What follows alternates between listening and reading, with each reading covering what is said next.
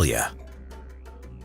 Colonial America had been a destination for Britain's criminals for a while, but the American War of Independence in 1776 forced Britain to think of new places to export its convicts to protect British society.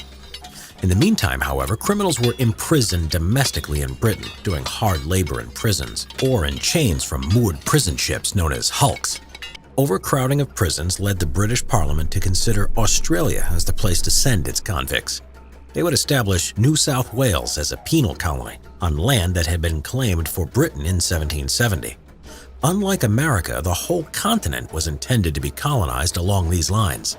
Crimes during this time included pickpocketing, stealing goods valued at 5 shillings or more, burglary, forging, and rioting. Even pinching a handkerchief was deemed a transportable offense.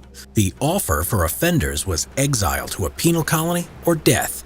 The first fleet arrived at Botany Bay, New South Wales, Australia on January 20, 1788, carrying over 700 convicts, as well as their families and over 500 Marines and officers. The penal colony was then established at Port Jackson at Sydney Cove. More penal colonies were established afterwards across Australia in the 19th century. Once the convicts arrived, the governor separated and sorted them into gangs based on their skills. Skilled convicts, such as carpenters, blacksmiths, and stonemasons, could be used for government works programs such as building roads, bridges, courthouses, hospitals, or working on government farms. Unskilled convicts would be assigned to laboring work such as gathering and burning seashells to create lime mortar or breaking rocks into gravel for the construction projects.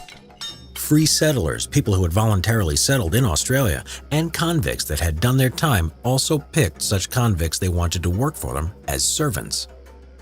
Women made up 15% of the convict population and were employed as domestic servants to the officers, or worked in the female factories where they made clothes or did hard labor at the washtubs.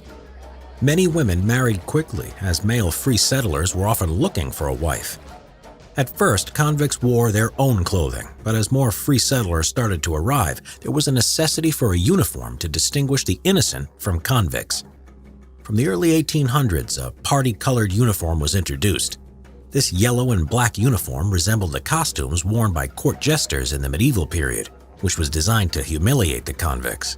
The broad arrows showed that the clothing in the convict was government property. Discipline was harshly enforced by the military guards. Flogging, heavy ankle irons or chains, the treadmill, and solitary confinement in dark, dumb cells all served as punishments for prisoners who were lazy or unruly at their job.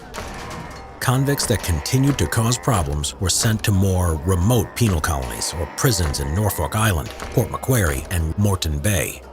For women, punishments included having their head shaved or placed in solitary confinement. Convicts tried to escape, but the wilderness of the Australian continent and starvation acted as a deterrent. The Aboriginal people had lived in Australia for 60,000 years before the arrival of Europeans. Desperate convict escapees took to stealing from them, and many fights occurred. Prison time for convicts could range from 7 years to life. Convicts who worked hard would obtain a ticket of leave or a pardon, and these were frequently granted after 4 years for those with a 7-year sentence. Once they had a ticket of leave, they could work for themselves and own property. The types of pardon also determined whether they were allowed to stay in Australia or travel anywhere in the world.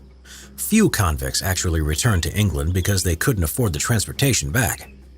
From 1788 to 1868, it's estimated that around 165,000 convicts were transported by the British government to various penal colonies in Australia. Subscribe and click the notification bell for more history videos.